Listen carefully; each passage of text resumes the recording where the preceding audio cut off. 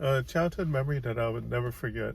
So when I was about 6 years old, we lived in the city, but it was an area that had like the biggest building was a three-story building, and I lived in one of the three-story buildings.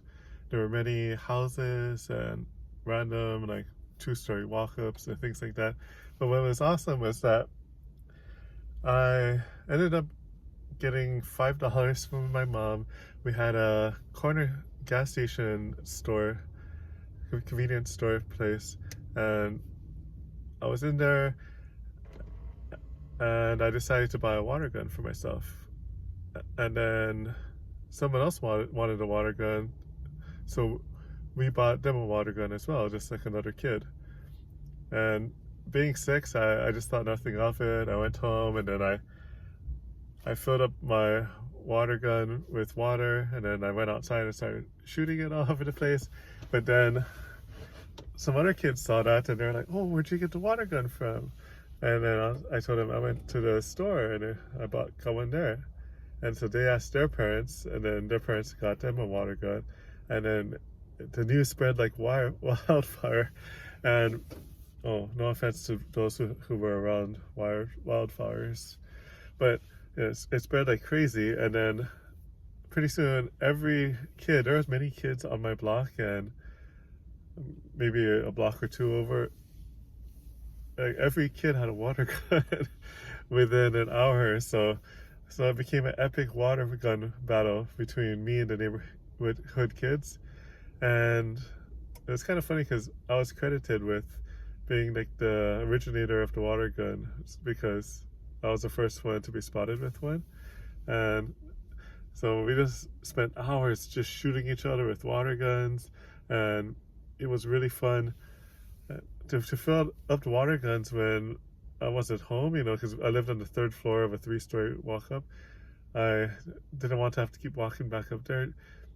And since we were playing by the gas station anyways, and there was a second gas station that right around the corner with a convenience store, they had free water and air, so I would just use one of those hoses and fill my water gun. And back then was a different time.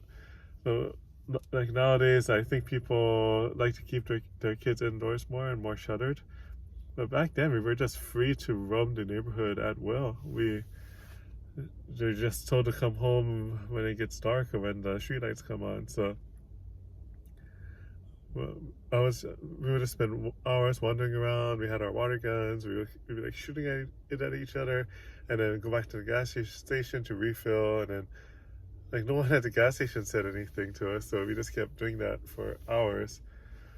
At some point, my water gun started ended up breaking. I think I might have dropped it, and then the front half of it, you know how you hold it like this part just broke off, and then it just had like a little tube that can still shoot. And I was like, someone told me, "Oh, your water gun's broken," and then I said, "Yeah, I know it's broken, but it's still good, see?" And then I would fill the bottom half where you hold with water, and then still be able to shoot people because it sucked up the water from the very bottom, and then it went through that tube and it shot out the front. So uh, that was all right. So I just fill that with water, and like sometimes I would just like shake it at people because it seemed to be a more efficient way of just getting people wet after filling up. Yeah, that was an awesome childhood memory, and I really like just having fun with the neighborhood kids and shooting them all. And let me see if I can think of another childhood memory. I didn't think that story would be that short, but yeah, another favorite childhood memory I would say is,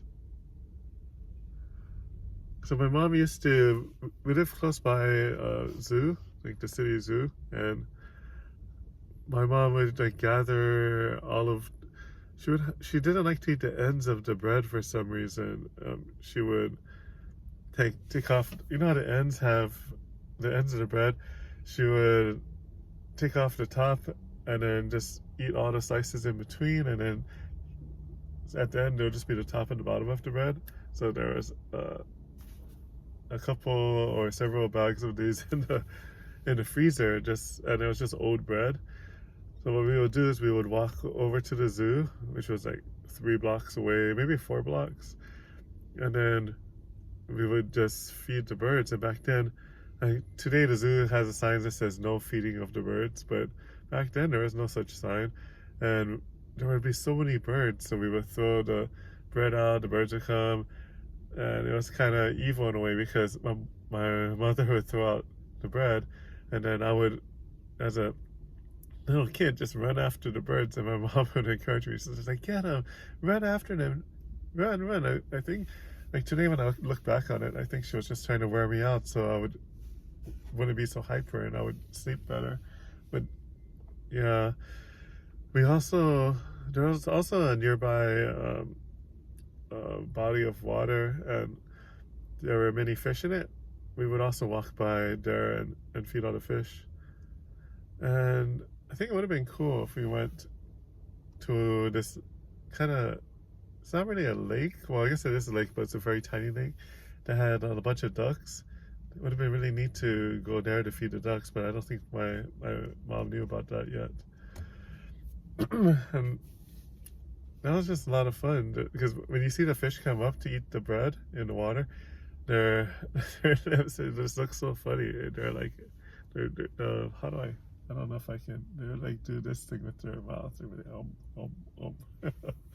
and that was kind of awesome. And yeah, I really loved. I thought that was really awesome as well. Maybe I can think of a third favorite childhood memory. I think I'm really supposed to just keep it to one, but I think with your childhood, there's so many good memories, and I wish there was. I wish it lasted longer because now I'm grown up and I have to do all kinds of adult things, and I do miss being more carefree, not having to worry about making sure that everyone is fed, making sure that we have enough money, making sure that, just every little thing, like making sure my car works okay, etc. And I see what's another, okay. So we have this food that we used to eat, and I don't eat it as much anymore, but it's this Japanese food called natto. What it is it's fermented soybeans, and the soybeans, when they get fermented in this Japanese way, they get very stink and smelly.